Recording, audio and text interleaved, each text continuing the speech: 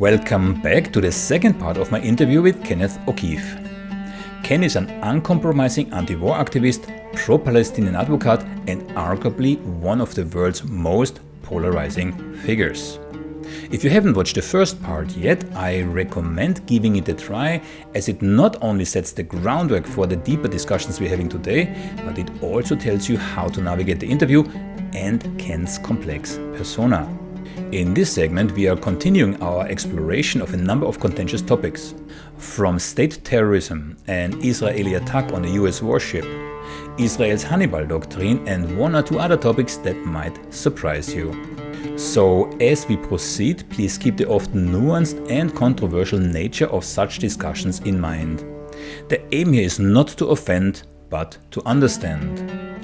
And now let's rejoin our dialogue with Kenneth O'Keefe.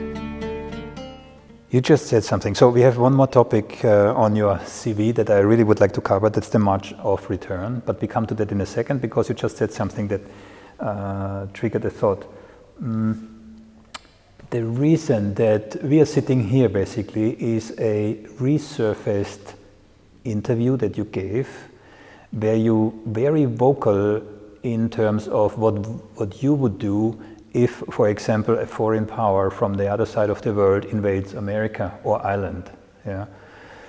Well, maybe I'll let you elaborate. You do know which interview I'm referring to, right? Yes. Okay. I Maybe, have said it in more than one interview, but that's the one that most people know, yeah. Yeah. So maybe tell us a bit the context about this interview, and then maybe also elaborate on your point of view that you were there. That's a good question. And what I did was, everybody who has ever mentioned Hamas, and only recently have we started to see this change just a bit, actually substantially. Hamas terrorist, that's it, period, end of story, no conversation. It's even wider than that. Palestinian is like synonymous with terrorism. Yes, no. The Irish were too. So again, this is personal. Despite the Yank accent, I am a Celt. My grandmother was born and raised in Ireland. I'm Irish, I'm a Celt. We're always up for a scrap. And we don't like bullies. So, with regard to, I knew, like, in terms of PR and raising awareness, this was a great achievement. Sadly, it has not yet, to this day, resulted in the breaking of that blockade. But the context of this interview was?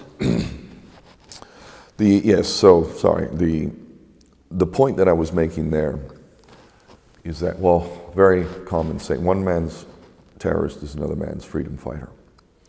Many who and I made the point, so if we look at the founding fathers of America, they're heroes to Americans. But what were they to King George III? What were they to the British Empire? Were they heroes? No, they were terrorists. They were the terrorists of their day. They involved in violent resistance against a non-representative government halfway across the ocean there, with taxes that don't represent the will of the people there, so they resisted with violence. Are they terrorists? Oh, and let's look at the Palestinians. So they are dispossessed of most of their nation, historic Palestine. They're pushed to the margins. They're completely occupied in the West Bank. And in Gaza, they're in a concentration camp. Are we to believe that these people are supposed to lie down and just accept their own demise? Or do we resist? If Americans were treated in such a way, would we consider them terrorists if they lashed out with violence in whatever form? No, of course not. What happens when we drop bombs, like carpet bombing Vietnam, Laos, and Cambodia, Iraq? What do we call that? Collateral damage? No, that's terrorism, is what it is. It's predictable loss of life. It terrorizes the people. I know children in Gaza, parents who've told me, they hear a helicopter, to understand. If we hear a helicopter fly overhead, kids hear, they're like, oh, look at the helicopter. In Gaza, when they hear a jet or a helicopter, they're getting flashbacks. They're getting flashbacks to bombs that have dropped, people who've been blown apart, blood spilled, and the idea maybe that it's going to come, it's going to hit their building. They wet their beds, they're panicky, they're freaking out, they're traumatized, and this just happens all the time. And what can you do as a parent? You can't protect your child. You can't. You can't even provide for them. You have to live on aid. Now they've cut off UNRWA, too. That's another subject. So the trauma that happens is the terrorism that is the worst terrorism of all is state-sponsored terrorism. Because it's a state government and a military, it's not possible to terrorize. The firebombing of Dresden is terrorism. The firebombing of Hamburg, Berlin, Tokyo, Hiroshima, Nagasaki, these are all terrorist acts. But because it's a government, oh no, it's collateral damage. So why is it one rule for us and then another rule for the oppressed? This is hypocrisy. It doesn't fly in any real, meaningful, journalistic integrity. It would be easily destroyed, but if you control the media, if you control the money, if you control the politicians, you control academia, you largely control the corporations, you can do this. And only if you have representatives that are compromised could you maintain this lie as long as they have. But because of this slaughter, we see now an awakening that is thrusting the truth, the reality in people's faces because they're so arrogant. They believe they can do whatever they want. And they do treat the Palestinians as animals, worse than animals. I've seen it. I was saying genocide 15 years ago. Thank God we can discuss this now without the immediate anti-Semite BS. There's an interesting context here, especially in Amsterdam, for two reasons, for double-sided reason, right? On one side, in the very city of Amsterdam during the Second World War, more Jews were killed than anywhere else in the world on a percentage level, right? Like 98%, something like this. So a very high percent of Jews in Amsterdam were killed because the Dutch cooperated with the Germans, yeah? On the other side, you have Dutch resistance to the German occupation, right? So you would think that here in the Netherlands, there is a clearer image on what it means to be suppressed, like the Irish, right? But at least in the government, and more we have to make this distinction between government and the people because there is a gap that's widening, right? So at least from government side, the Dutch government is completely aligned with Israel, of course, right? Trying to do damage control now after the Putin interview with Tucker Carlson just, I think, 3 days ago, right? The criminality of our governments, the hypocrisy, the duplicity, that I won't dispute. Conveniently, I don't know, I mean, any critical analysis of history and the way the world works makes you realize real quick, we're living in 1984. We are living 1984. Truth speak. And we don't have to revert back to opinion because according to international law, what happens are war crimes. Right? So, one more topic I really would like to cover, March of Return. And I came across this again via a film on YouTube where you are in the midst of it, where the dead bodies were literally being carried next to you away. So tell us how you came there and what happened there. So, maybe first, what was it? March of Return, for those who don't know, what was that?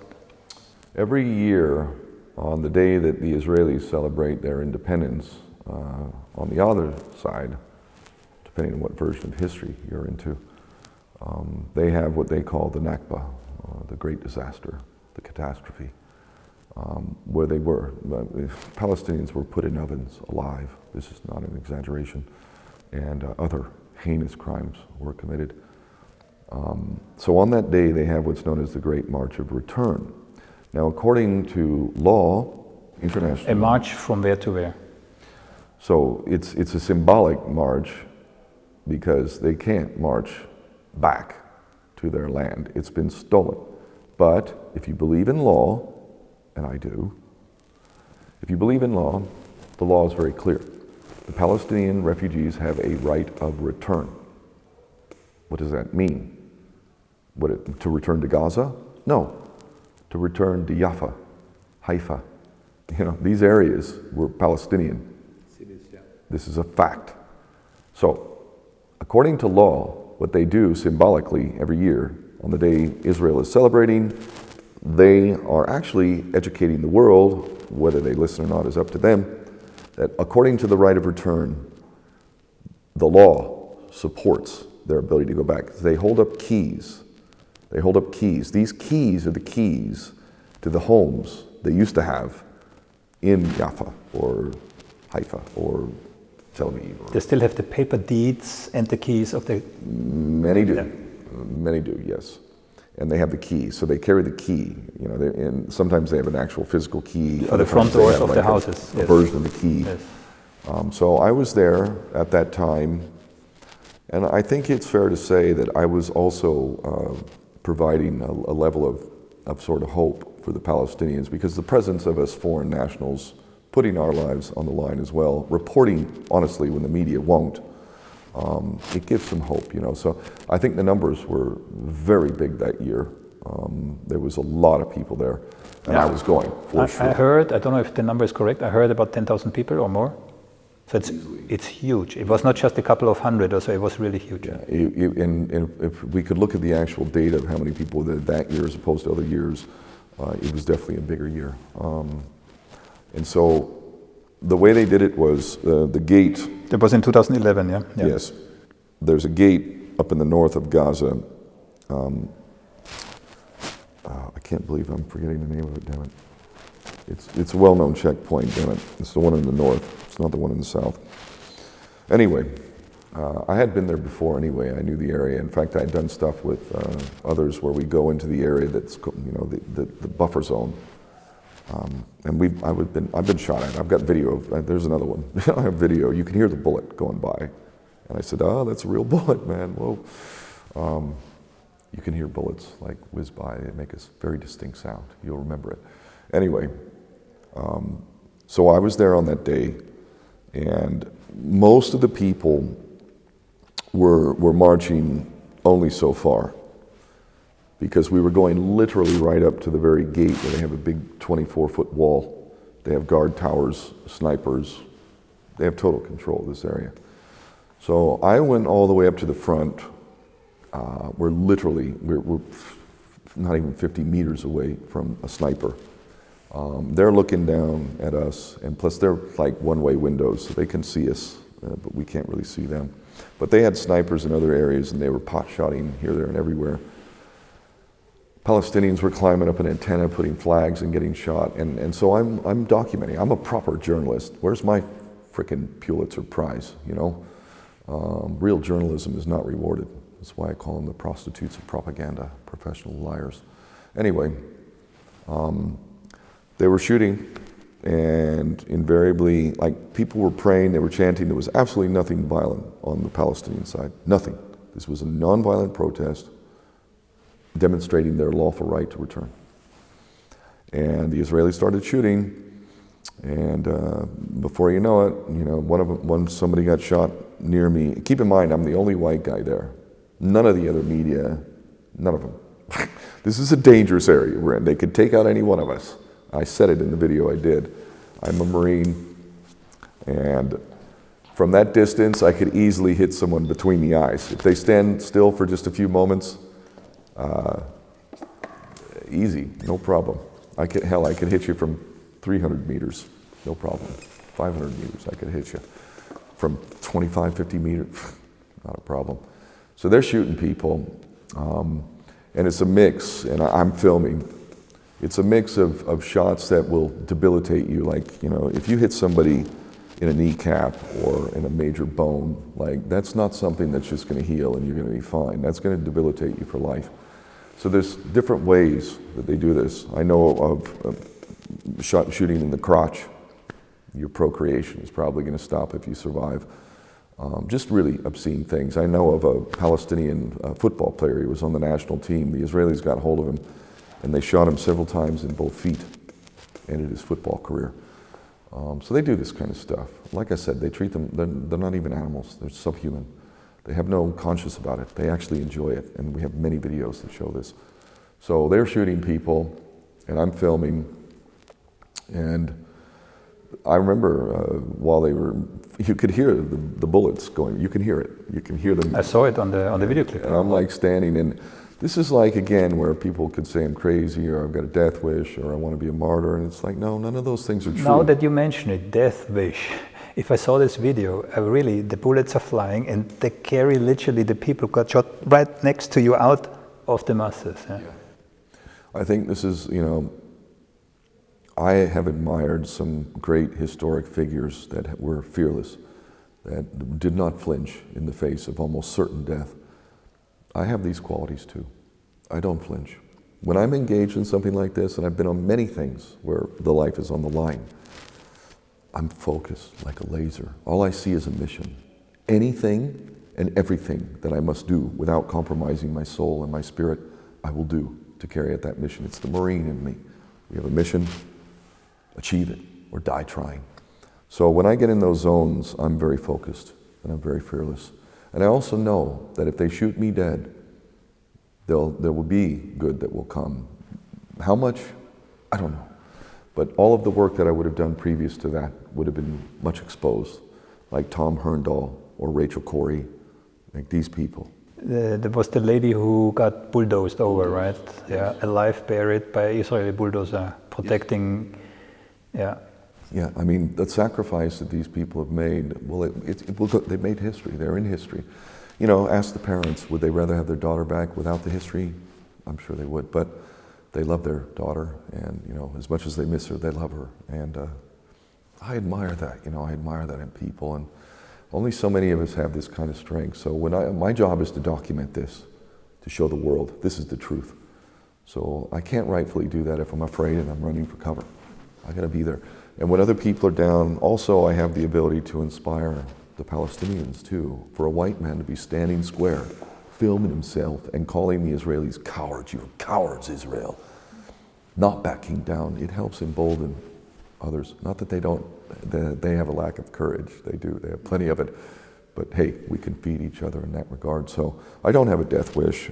I love life. I'm a happy guy. I sleep well at night. I'm fit.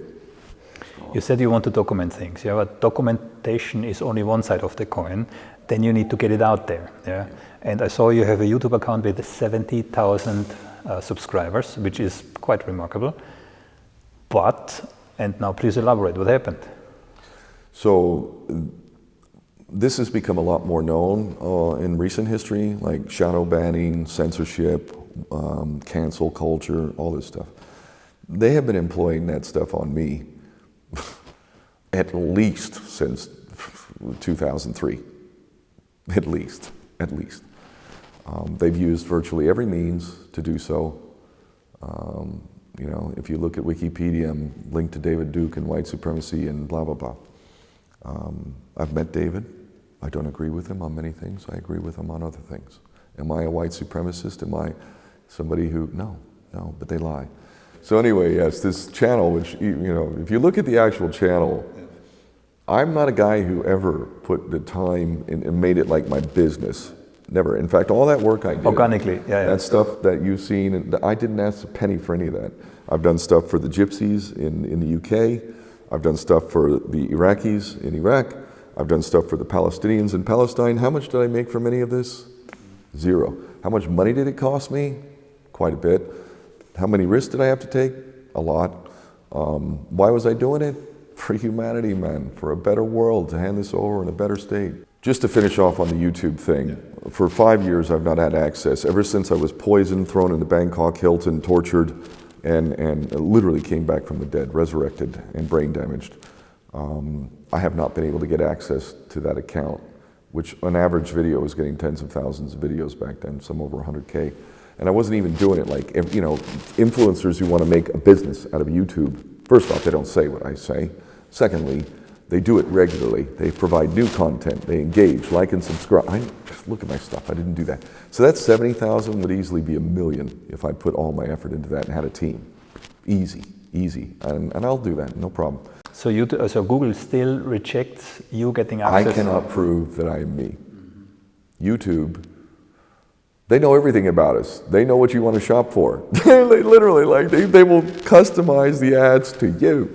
They know your personality profile, your consumption habits, economically. They know all that, but I cannot prove. Ken O'Keefe, the guy, kind of distinct looking, kind of unique guy, kind of unmistakable. I cannot prove to YouTube that I am Ken O'Keefe because I don't have a damn email or a phone that I had when I got that account started back in 2004 or 3, I think. So yeah, I find it funny. And all it tells me is that when you're being censored and lied about, they're slinging mud your way and you're doing something right. you're doing something right. If you're being embraced and they're not censoring anything, then you're harmless. And you're probably getting paid by the system. Piers Morgan. There you go. Impartial, right? Yeah, sure thing. Good.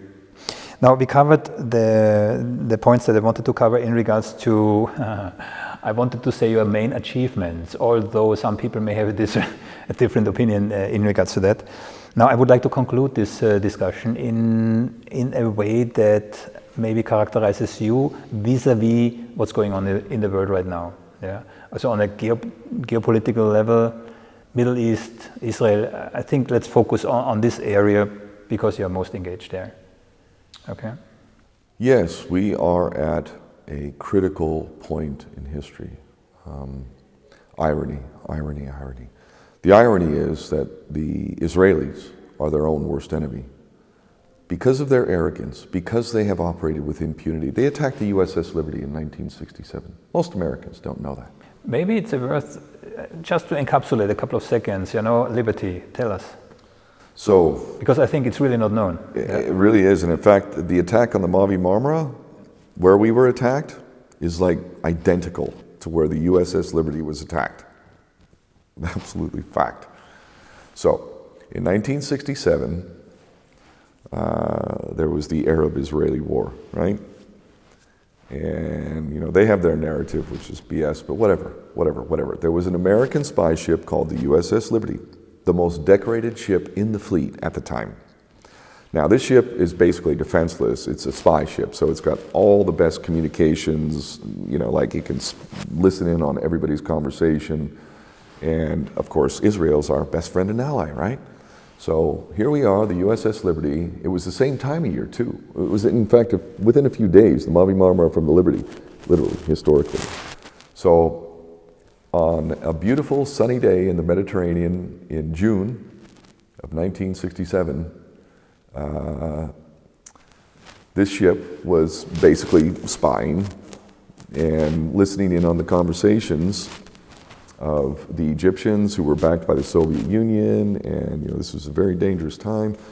But they were also hearing the communications of Israel, including communications that make clear they were committing massive war crimes in what they were doing. So we were hearing that too. Now the Israelis, literally on this day, sunny day, with American sailors and a few Marines, they would fly by so low that USS Liberty survivors like Phil Turney, who's a friend of mine, one of the survivors, and I know others. Is he still alive? Yes, he is. He would be a good guest for you. He would indeed. So the Israelis in marked jets with their Star of Remphan. American jets, right? Well, yeah, but they also had French jets, and they have American jets, and they've got their Star of Remphan / David on there. So we obviously knew that they were, Israelis. And the Americans on board were like, hey, and they waved. And literally the pilots waved too. Like you could see the pilot in the cockpit. That's how close they did their runs. So of course the Americans are like, excellent, cool. And then later on, shortly after, the new jets came. These ones were unmarked. So that's a war crime, by the way. If you are a military serving for a nation, you have to identify your weapons of war. So that's a war crime. But when they came back this time, they had a completely coordinated attack. Now, the justification for this attack, according to Israel, and this is the official history, they thought it was an Egyptian ship. Now this is beyond ridiculous. That ship, on a beautiful sunny day, clearly marked with the U.S. stars and stripes flying abreast, they thought it was Egyptian after flying so close that they were waving to the passenger, the crew. Oh, really? Oh, okay. So they come, and the coordinated attack is such that first thing they did, same thing with the Mavi Marmara, they hit all the communications. Now the Liberty was alone. This was a setup, and we know this. McNamara, who was the Secretary of Defense, and Lyndon Baines Johnson, a traitor, had conspired at the executive level, so they sent that ship there alone. That ship is defenseless. It has like a 50 cal. That is not going to defend a ship against a jet attack and submarines and patrol boats. So anyway, they hit the communications. They cut communications. Same thing they did with the Mavi Marmara. So to be specific, they fired their rockets at the boat, and they did this for several hours? They hit it with rockets. They hit it with napalm. They hit it with 50 cal. And the amount of holes, thousands of rounds hit that ship. Thousands. And they took out the communications. So obviously the Americans were like, whoa, what's going on? You know, like, and because they were unmarked jets, they weren't sure what was happening. But then they could tell, they realized it was the Israelis. Of course, you can imagine what they're like, what the hell is going on? The ship is defenseless. It's a fascinating story, but they keep hitting it, and they hit it with thousands of rounds. They hit it with napalm. It was a heroic effort by the Liberty crew. One guy actually went and ran a wire and put it up and rigged communications, which they managed to get a message to the Sixth Fleet, which was some distance away, but if they sent a ship immediately, and jets. So the message got through to the Sixth Fleet, and this is the only time in U.S. history that a U.S. warship under attack was refused any defense. In fact, the jets had been launched and were heading to defend the Liberty. McNamara himself told the commander of the fleet to bring back the jets. He was basically getting ready to refuse the order of the Secretary of Defense, which is when Lyndon Baines Johnson, a traitor who should have been hung, told him, we're not going to embarrass our ally, America's ally, and basically consigned our own men to death. The actual point of this, and it is divine what happened here, so the jets were launched and then they were called back. It's a fact, I know. It's an absolute fact. It's undisputed. Indisputable fact. So the ship is hanging out to dry.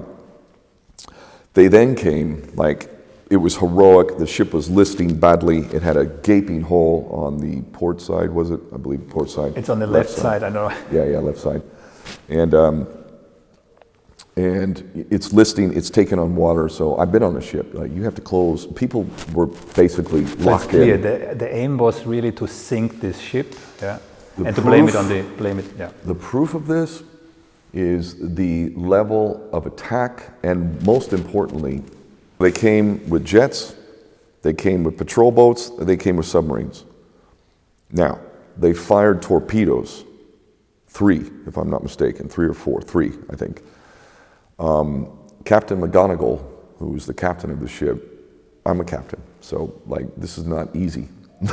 To avoid torpedoes is not easy. It's in a fully functioning boat, it's already difficult, yeah. Let alone really, yeah. No, it's difficult, extremely difficult, especially a ship that's defenseless. Effectively, what are you going to use? 50 cal? You've got to use evasive measures to try and avoid the trajectory of the torpedo coming your way. It's not easy, but he managed to evade 2 out of the 3, but 1 hit. That's the one that blew that gaping hole, and they have to close. That's when you call general quarters. You call general quarters, which means you seal every hatch. That means that anybody in the hatch that's been hit is going to be locked in. They're going to drown, and it's going to be nasty. And you can imagine how the sailors who are locking people in, can you imagine how that would make you feel? Obviously, it wouldn't feel good, would it? But it's what you got to do. So the ship was listing badly, and what they didn't know, and the Russians, they verified this, there was a Soviet ship that was in the area. And through a radio message, the Israelis realized, like, oh, there's a witness over there. That witness, they kept their mouths shut, the Russians, really. I mean, they said, but anyway. Bottom line is, they called the attack off. Now, even pilots, Israeli pilots, on record, said they questioned the order. Like, they did not know operational security. They were flying by. Many of them who were doing the flying didn't know until they were ordered. And they're like, "Can you repeat? What?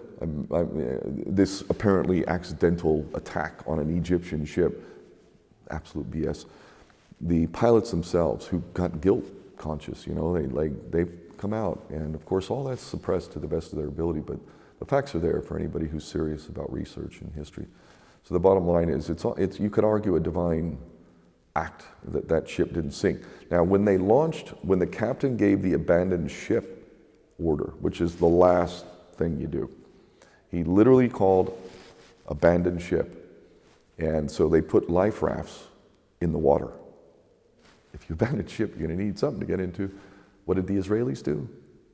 They fired on at least 3 of these big life rafts. They fired on them. This is a war crime, indisputably so. What's the point of that? You don't want any survivors, do you? You don't want no witnesses, no survivors. So that ship was intended to be sunk. Now, had that happened, do you know what would have happened in this world if that ship sunk? An attack on Egypt. And we know there were already nuclear plans. World War III. We came this close. They're doing it again now. We came this close. That doesn't even include the Cuban Missile Crisis. Let's go there.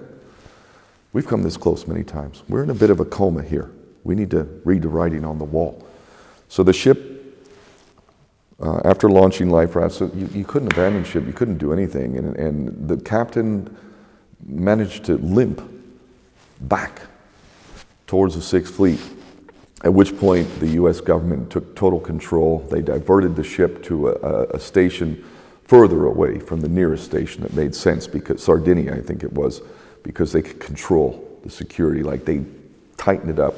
And it's a fascinating story. All of the crew members it's interrogation, I know interrogation techniques. So when they got there to this secret base, they were sat down, and then they had a trader's admiral who did the interrogations, and he acted like a father figure, like, oh, we're here to help you, we know you've been through a lot. Keep in mind, these guys have had to sail extra days on a ship with dead bodies that are rotting, and they were made to go in and remove the bodies. Like, the stench was so massive that guys couldn't even go in. Like, immediately they were vomiting from the stench of the dead bodies, and so they've gone through massive trauma. And here comes this admiral acting like a friend and a father figure, saying, just tell us what happened. So these guys spill the beans, and they're all brought in isolation, so they all tell exactly, and then they're isolated, not allowed to talk to the guys who haven't been interrogated yet. After they say their piece, he then switches from good cop to bad cop. And he says, everything you've just said now, you will never utter these words again. Not to your crew members, not to your wives, not to your kids, not to nobody. And if you do... And again, that's established. Yeah, it is an established fact. They were threatened. Their careers and lives were threatened if they spoke. So they did. They remained silent for many years. Exactly. And some of them spoke out not so long ago. That's why we know. This is why we know. Yeah. But you had a nice segue into the present, and maybe that's the last topic to discuss. Yeah. Did pilots question the order? Yeah. And if we take this to October 7th, where we, as we know now from Israeli sources themselves, that Israeli helicopter pilots were ordered, instructed to shoot at anyone fleeing from this music festival, at least. Yeah. And there are pictures on social media of hundreds and hundreds of completely destroyed cars, which were burned out, charcoal bodies still inside. Yeah. Okay, we have some background noise. That were not caused by RGPs or light arms from Hamas. This must have been caused by Hellfire missiles from Apache helicopters. And again, we have Israeli pilot testimonies. We have reports in Haaretz and other Israeli publications stating for more and more witness that this is exactly what happens. And not only the helicopter pilots, but also tanks shot into houses where it was known that Israeli captives and Hamas fighters were to kill all of them. Yeah, that's called not the Samsung. Yeah, it's doctrine, sorry? Hannibal doctrine. That's where I want to Hannibal go. directive, yes. So again, maybe from your perspective, I know you're quite knowledgeable about it. Maybe first, what's the Hannibal doctrine for those who do not know, and comment on September the 7th in that context. So the Hannibal directive is an affirmation of what I know, and I thank Henry Kissinger for saying this one, a very famous Jewish man who recently departed, God curse him, and he said that the military are nothing but dumb animals to be used. I appreciate that honesty. I know that's true. I was cannon fodder. I was an idiotic, brainwashed kid who volunteered to be a mercenary for the bankers, and they will sacrifice me, and we've got 24 dead bodies from America coming back home now with coffins draped with flags. We're cannon fodder. The Israelis, as a general rule, they really do covet Jewish life on a completely different level. However, for operational purposes, the Hannibal directive is such, they know that, for instance, these hostages, they're problematic. It gets the conversation going about, well, the Palestinian prisoners, including women and children that are being raped and have been for decades. And rounded up. I've met tons of guys in the West Bank and Gaza who have been in prison. Every single one of them has been tortured. Every single one of them. So it brings in all these issues, right? So they'd rather have dead Israelis and soldiers than captive ones. And also, if you get a lot of dead Jewish Israelis, then you have a good excuse for war. So the Hannibal directive... Just to underline this point, 2 or 3 weeks ago, those 3 Israelis were shot by Israeli snipers, despite doing all the right things. So they had a white flag, they had no clothing on purpose, so there was somebody who knew what he did to show the Israelis there are no bombs strapped, so they tried to avoid anything and still they got shot. I heard they were with food, they painted on the wall, "We are Israelis." They talked and they screamed in Hebrew to the soldiers, which were quite close, "We are Israelis," and still they were shot. Yes. We're cannon fodder, and as a general rule, the Israelis have been a little bit more loyal to their own people because there are also consequences. Like, you don't really want too many dead Israelis, soldiers in particular, which again is part of the problem they're going through right now. It's not very popular. Anyway, the Hannibal directive is that if you have civilians or military who are either at risk or for operational purposes become a liability, kill them. Like Israel killing Jewish Israelis, and it's called the Hannibal directive. So that's an affirmation of what I know. I know we're cannon fodder too. I was too. They would happily sacrifice us. It would just mean we could have another war. Dead Americans equals war. So they'll sacrifice us, and that's their policy. The lies that were told by a parroting, prostituted media, 40 beheaded babies, remember that? The President of the United States repeated that lie, said he saw video proving this. So our president lied? Or was he just so stupid that he didn't realize? Come on. Let's just be more specific. So the international press has even confirmed that there was a fake story. There's no dispute, nobody disputes today that that was a story equal to the story when Iraq invaded Saudi Arabia. Kuwait, absolutely. Yeah. Testified that she saw Iraqi soldiers taking babies out of the incubators and smashing them on the floor. Today we know she was the daughter of the ambassador, and it was actually a US PR company who came up with the story. This happened. And we have other important things like rape, cutting out of fetuses of pregnant women. One of the things that is positive out of this horrendous sacrifice that the Palestinians are paying is that historically, whatever Israel said was just accepted, repeated, and this is changing now. Now, finally, people are realizing. I've been saying, and I shall repeat, as long as I'm breathing and talking, I'll repeat it. The only time the Israelis are telling the truth is when they're openly declaring their genocidal intent. Which they do. This is honest. Which they do right now. This is honest. When they say they don't want war, we don't have a partner in peace, we supported the two-state, they reject, you're lying. Everything you say is a lie. Unless, of course, you're openly declaring your Zionist agenda of exterminating the Palestinians and eliminating the only claimant that actually has lawful title and the right to return. If they get rid of the Palestinians, boom, problem solved. When you think as a psychopath does, this is what you do. This is one other thing people need to understand. If you want to understand the world and you're a human being and you have a heart, it's all going to be very confusing. None of it makes sense. But if you enter the mind of a psychopath, a sociopath, a narcissist, so if you don't know what those things are, study it a bit. Now, look at it from that way. Is that a healthy human? No. No, that's not healthy. That's not healthy. That is an emotionally disturbed, mentally deranged person that thinks that we can act this way.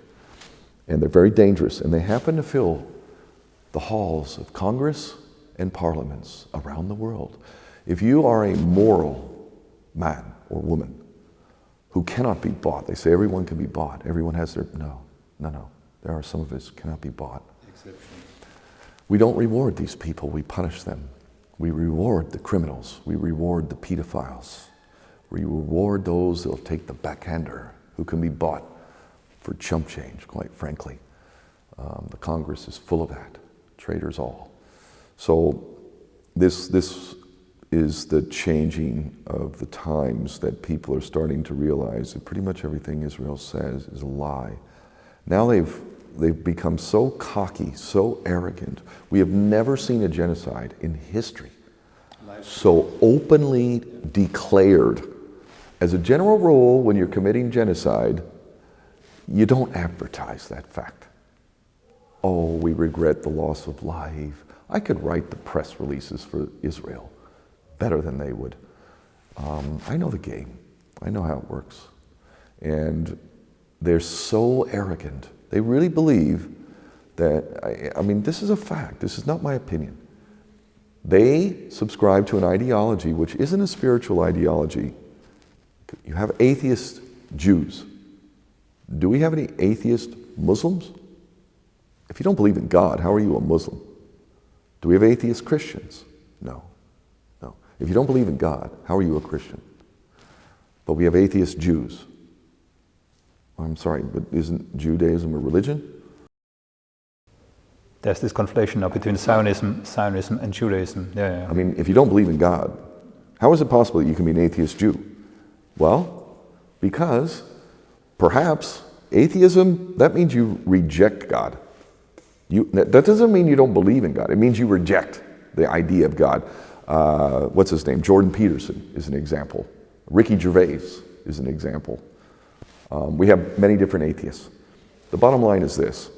The evidence to show that the Talmud, or the Old Testament, but especially the Talmud, in their own twisted minds, they genuinely believe that they are the chosen ones, and that the rest of us are what is called goyim, cattle. We are slaves. If we were able to discuss issues of history, facts, and we had real journalism, we wouldn't be so confused about these very simple principles. Americans suffer from supremacism. We're the greatest. Rah, rah. Freedom and democracy. That is a supremacist ideology. I am against all forms of supremacism. I do not care who applies it. Whether it is a white person, that doesn't mean you can't be proud. There's a difference. There's a difference between being proud as an Irishman, a white Irishman, and saying we're better than all of you. Or worse, not only are we better, but you're all slaves. This is their ideology, taught in the most grotesque of ways in the Talmud, to the degree that their own holy books state emphatically things like, 1, Jesus, they hate him. They hate Jesus. Jesus is boiling in hot excrement in hell. This is in the Talmud. Imagine something like that in the Quran or the Bible. Not the old Bible, the new one, the New Testament. 2, Mother Mary is a whore. In Islam, they love Mother Mary. They consider her to be the highest of the high in the female, literally. But the Jews, they hate her, and they hate Jesus as well. 3, in their holy book, they have the right to not only enslave us, but to rape our children There's a little bit of a blurry line there at 2. 2 years old, it's kind of a little bit discouraged, that one. But if they're 3 and older, being slaves, they get to rape us. It's in their holy book. Now, if I was lying about this, or I was wrong about this, do you know how much they would have crucified me by now? These are facts. Why don't you know it? Because they told you your history. And they tell you your news. They lie. But that lie, all of these lies, you tell one lie, now you got to tell 2 to cover the first one. Now you got to tell 4 to cover the second 2 after the first one. It just unravels. We're in the unraveling stage right now. Netanyahu used the meanwhile infamous statement or reference to Amalek. Yes. And I had honesty. There's honesty for you. This is their honest perspective. An interview with Emeritus Rabbi Yaakov Shapiro 2 weeks ago. He does remarkably well, I have to say. And we discussed this, yeah. And a fact that, from supposedly the Jewish God, instructions come to annihilate enemies of Israel.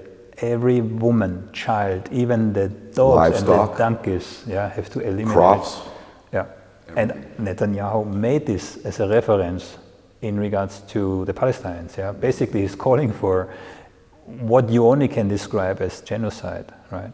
And I had a problem with the Old Testament, they call it, or the Torah, if you like.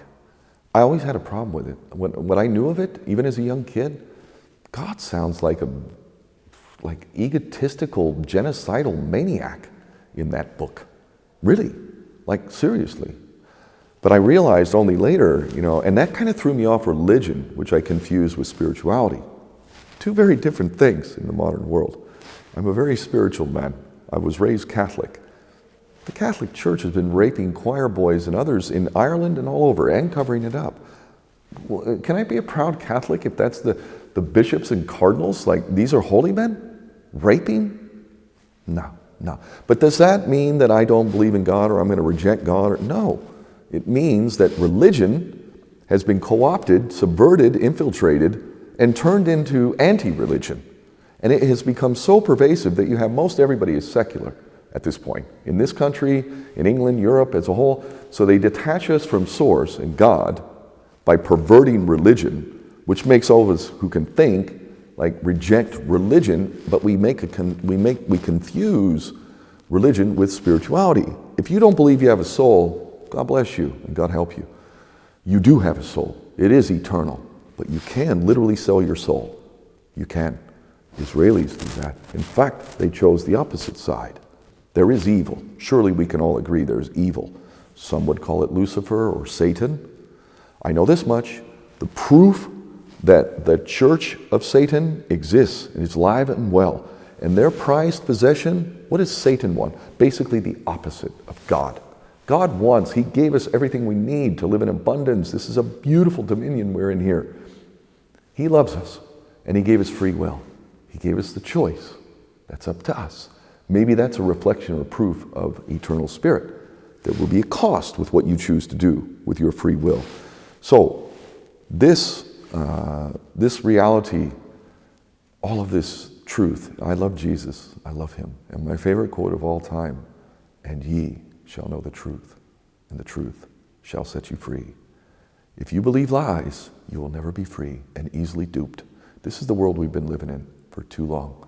2024, as far as I'm concerned, justice. Justice. On that note, 2 things. First of all, is there any topic that we didn't cover that you feel we should? And then I want to know what's the story with your $5 bill. Yes. Okay, with the $5 bill will allow me to tie into what I would like to say. Now it's 2 $5 bills here. So this is the one, if you go to the currency exchange and go get yourself a dollar bill, it's going to look like this one. Now, you can take a shot of this, show it on the screen later, but the 2 things that are important to note about this is just a normal modern dollar in the modern age. It has a green seal. It's relevant for a reason. And it also says 3 words up here. Those words are Federal Reserve Note. Okay. What is the Federal Reserve? Well, first off, it ain't federal. And it has no reserves. There's no reserves. And it's actually a private bank. It's a private bank owned and controlled by the Rothschilds. This is an instrumental part of communism, by the way. You have one money supplier. They have a total monopoly on the creation of money. They do it at interest, usury. Remember Jesus? He had a problem with the money lenders. In fact, he got real pissed. Jesus was a fighter, man. He did not like that. How are you using this temple, a holy place, to do your usury business? So, this is a Federal Reserve note. That's a private bank. Every single dollar that is issued, every single one, comes at interest. So, the amount of money in circulation is not payable. We can never pay the debt, ever. They use this system to give loans to little, quote, third world nations for infrastructure that makes big developers lots of money, and the corrupt politicians in these countries lots of money, and it rapes the countries and indebts them so they're owned by the IMF or the World Bank. They'll never be able to repay the debt. Now, remember, green seal, Federal Reserve, private Rothschilds, bank, debt, never can be paid back, dollar. This one is different. Here we have a red seal. Now this was issued in an interesting year, 1963. What was happening in 1963? I think there was a president. I think he's Irish, actually. Oh yeah, I think everybody in the world knows this guy. I think pretty much everybody loves him. Certainly Marilyn Monroe did, since he liked to have affairs, which I'm very much against. But he was a stooge. He did all the things that he was meant to do, but he had a moment of clarity and awareness that changed him. The Cuban Missile Crisis, where the Soviets were going to put silos in Cuba when we were already putting nuclear silos in Europe. Okay. So, tit for tat. If you're going to put them over there right next to us, we're going to put them right next to you. Kennedy got real bad advice from the so-called intelligence services, in particular the CIA. And that bad advice led us to the brink of World War III. To the brink. In fact, the world was waiting on bated breath for the news. Literally. Everybody's forgotten that now. Literally. And when that happened, I believe that was the Kennedy moment, where he was like, I get all these perks. I live in the White House. I'm an adulterer, so I get to have sex with Marilyn Monroe.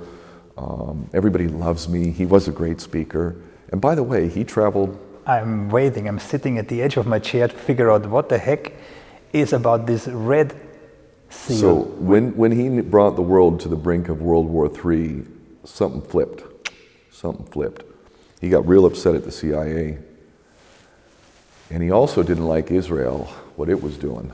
And at the time that he issued this, he did several things. So this is an official? This is a 1963 issue.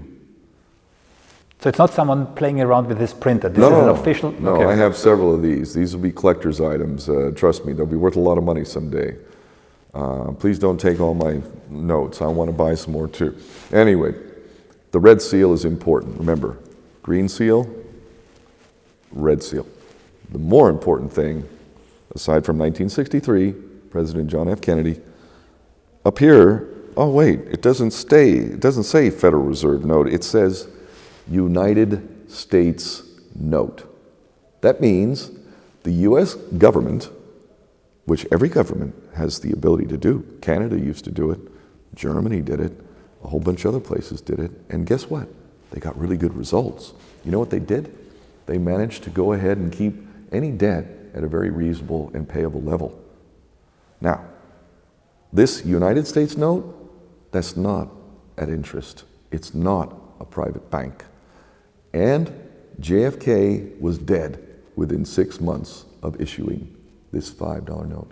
We could solve the problems that we face right now. I have said over and over, like a broken record, the head of the snake is the financial system. The reason why they hate people like Gaddafi, And Saddam Hussein, John F. Kennedy, and the last one, a man named Adolf Hitler. He outlawed usury. Jesus didn't like usury either. Now, the history tells us that we shouldn't entertain anything possibly good about this man. But I'll tell you what I know I like and I respect. He ended the usury that now translates to, I don't know what it is here in the Netherlands. In the UK, I think it's like 6-7 trillion pounds. In America, we've just hit $34 trillion. First off, even if we ventured to pay back the debt, there isn't enough money in circulation to even pay it back. So who are we in debt to? They want to say it's China. They want to say it's this. They want to say everyone, but Thanks. the Federal Reserve Bank. And who owns that? It's a private bank. Am I anti-Semitic for pointing out that the Rothschilds-controlled Federal Reserve Bank has indebted not only America, the Bank of England? Who owns that? The Rothschilds have owned that since the 1700s. Okay. Ken, it was a fascinating journey talking to you. I actually lost track of time. We have had quite a discussion, and I'm 100% sure we could go another 2 hours at least. Yeah, I cannot say it differently. Yeah? It was a fascinating journey. There are many people who do not agree with you.